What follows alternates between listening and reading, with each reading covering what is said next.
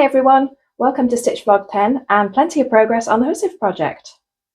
I've managed to finish all the fine gold outlining of all the flowers and the leaves on each one of the flaps, and I've also finished the thicker couching at the back here and good way through on the blue flower here at the front.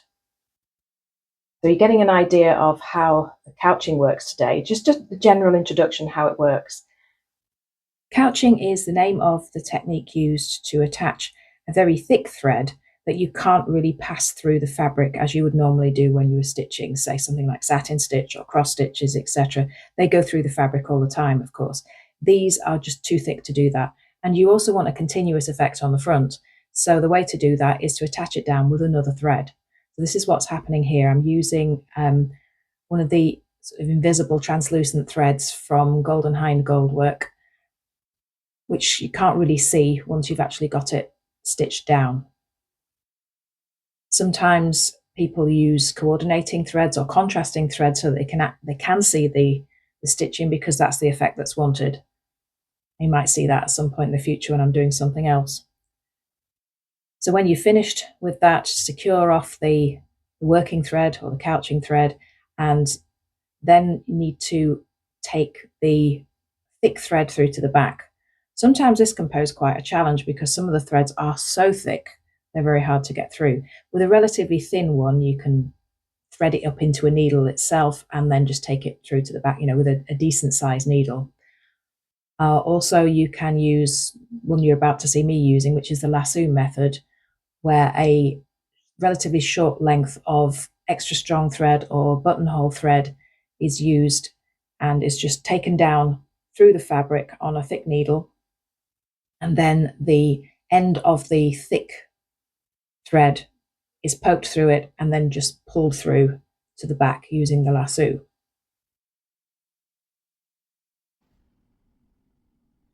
You're about to see this going, but this is a rather short clip, so I didn't get a chance to explain it all the way through. Now what's happening here is, because these are so thick and they're twisted threads, is I'm having to separate the three strands of the twist so that I take them down separately, one at a time, because it's just too thick otherwise. There is another way of doing that, where you just poke a hole with an awl or a massive needle and then just poke your thread through. But it looks neater and nicer if each one is taken down separately. It also takes a long time, so it's like doing 3 different threads rather than just the one, but it's worth it for the effect. Take down the underneath one first, then the middle one, and then the top one, so it kind of twists into the fabric and has a nice finish. So once all that's done and it's taken through to the back, then you have to flip it over and secure the threads on the back. So let's do just that. Have a look at the back. You can see here what the ones that are already completed look like, nice and neatly tied back on the back. I've been using up Noel Gutterman's yellow thread here, which has been perfect for that. Sometimes when the end of the thread may run a risk of showing through, say for instance here, I've been generally speaking, using the pink thread just to reduce any possibility of it showing on the front. It's good as this for using up threads that don't really work for couching down on the front, or for anything else. Just a good way to use up old threads. Here's a section that's already plunged, so you can see what it looks like before it's tied back. I don't have any footage of me tying it back, because it's the kind of thing I tend to do when I'm in a meeting with friends, like I did when I was with my stitch group on Zoom the other week.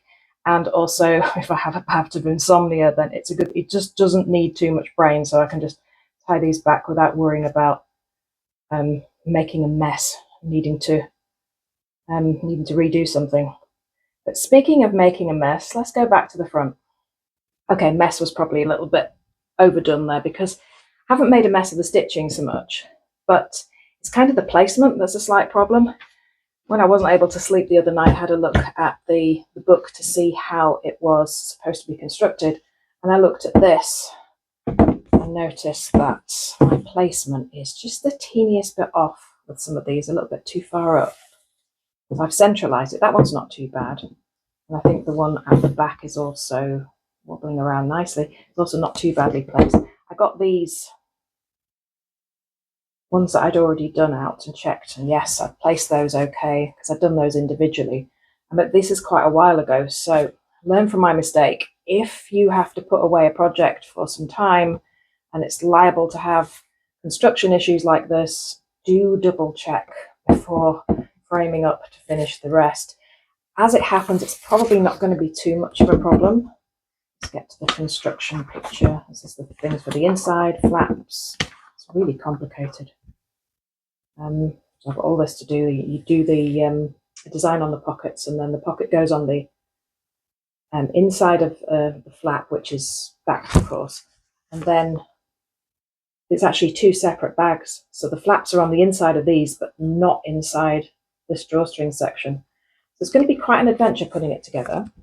They do give you some decent instructions. But this is what that 3 centimeters at the bottom is for. So it's quite a generous seam allowance. So I may be able to be okay with that. Failing that, I'll just have to make the whole thing just a little bit shorter. It should be okay. Anyway, that's it for this project for now. Hopefully I will get the finish all the couching with the gold over the next week or so, and get the beads on, and then this bit will be finished and I can move on to framing up the lining fabric, which I bought yesterday. It's not very exciting, it's just a sort of black linen effect.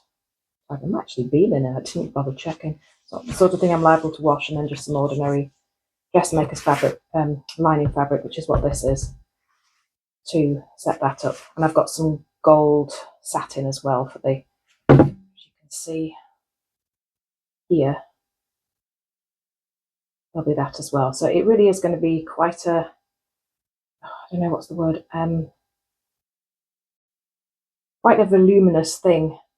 It will go all the way down to being a flat circle, but there'll also be quite a lot of bulky, I think that's what I'm looking for. Moving on to this project, the green hoop.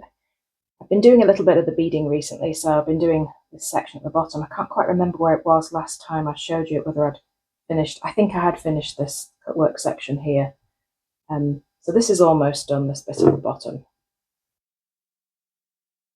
Just a couple more sessions on that and that'll be done. And I want to do something with pearl, which is this stuff. Yeah, can't see it terribly well here, but it is like a little row of pearls. Because this one's so fine, it's not so easy to see. It just looks fairly plain, doesn't it? I'm going to try a few creative things with that I found on in a book recently. I'm going to give those a go. And then I think I'll have a go at trying to design the rest of it. Don't think it's going to entirely fill the hoop, but close.